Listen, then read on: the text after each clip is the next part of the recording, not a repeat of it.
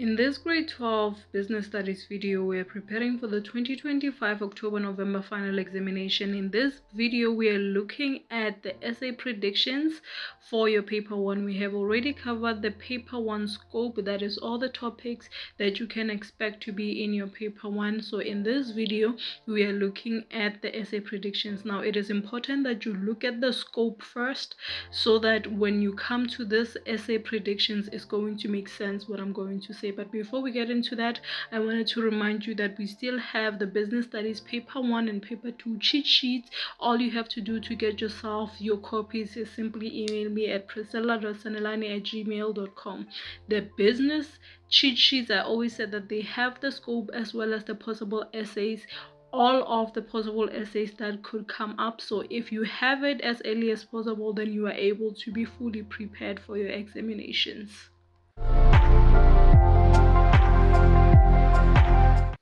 As you already know from the paper 1 scope video, we have two main topics for your paper 1 question paper. The first one being business environments and the second one being business operations. When it comes to section C, that is the essay section, you are only required to study one of these main topics. So this is where it's safe for you to choose whether you're going to go with business environments or with business operations. There is really no need to do both. The reason being that there's going to be one from each of these main topics and you will be required to only answer one essay question.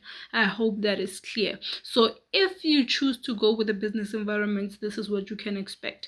As you already know, in the business environments, we had 3 topics. The last topic that we have in the business environments does not have an essay question. That is the business sectors with the business environments. It does not have an essay. The essay can come from business strategies as well as the legislative acts. So those are the 2 possible essays that can come out of the topic of business environments for your paper 1. Now let's start with business strategies. A business strategies essay with business studies. All of the essays that you're going to see in business studies, they require you to write about different aspects of the topic. So it's very important that you follow the paper 1 scope that I gave, because with everything that is within the paper 1 scope, all of those things that you are studying for the scope are actually going to be the things that are going to be required as aspects or part of your essay. So when we're looking into a business strategies essay, for example, the essay can be an essay where they require you to just write about one type of a business environment.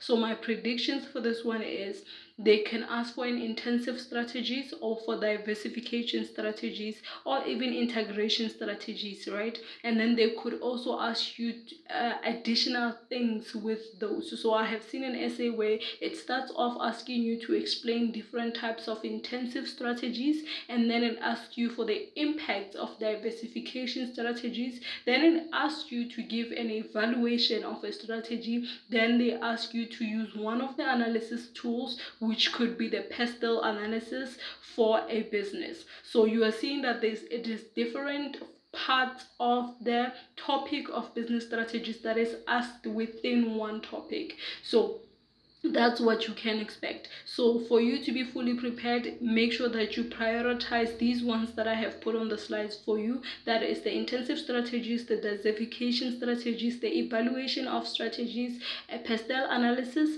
and then developing, or rather the process of developing a strategy. Then look into the Potter's 5 forces model as well as the integration strategies, and then end off with the strategic management process. The legislative act essay is just going to require you to focus on a specific type of a legislative act. I would recommend that you prioritize the ones that you are seeing on the screen first, and then you can add additional ones after. There is also a possibility where they ask you about 2 legislative acts mixed into one essay. Should you choose to to write the business operations essay, the possibilities are a human resource essay or a quality performance essay, but there is also a third option where they could ask you a combination of the two topics. So it could start off as a human resource essay, and then there will be some aspects of it where they're asking you about quality of performance.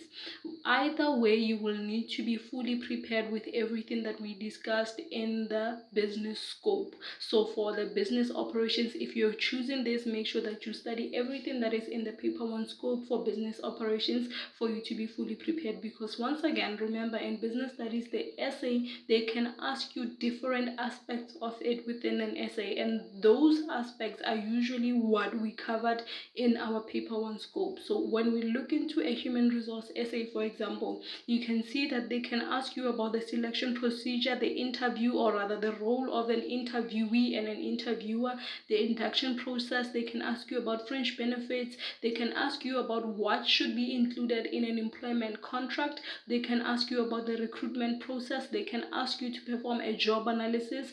They can ask you also about the effects of different acts in the human resource function. So they can ask you about the Employment Equity Act on the human resource function. They could also ask you about the difference between job description and job specification. Then when it comes to quality of performance essay, the quality of performance essay, usually they will ask you to differentiate between the two terms. Those are the two terms that we discussed that you need to know their definitions in the paper 1 scope. So that's why I said there that look into the definitions, because when they say differentiate between quality assurance and quality performance, what they're asking you is the definitions of those two terms. So when you give the definitions, by giving the definitions, that is you differentiating or distinguishing. And then they can also ask you about the quality circles. They can ask you about quality, TQM elements. They can also ask you about cost of quality. They can ask you about quality indicators. They can also ask you about quality management systems and the impacts of TQM. All of these things can come up as a different essay, or they can come up as part of the same essay. So in that one essay, they're asking you all of these things. But if you look carefully at all of these things, they are the things that we also discussed that you need to study under quality performance in our paper 1. So when you cover that paper 1 scope, you have covered the essay.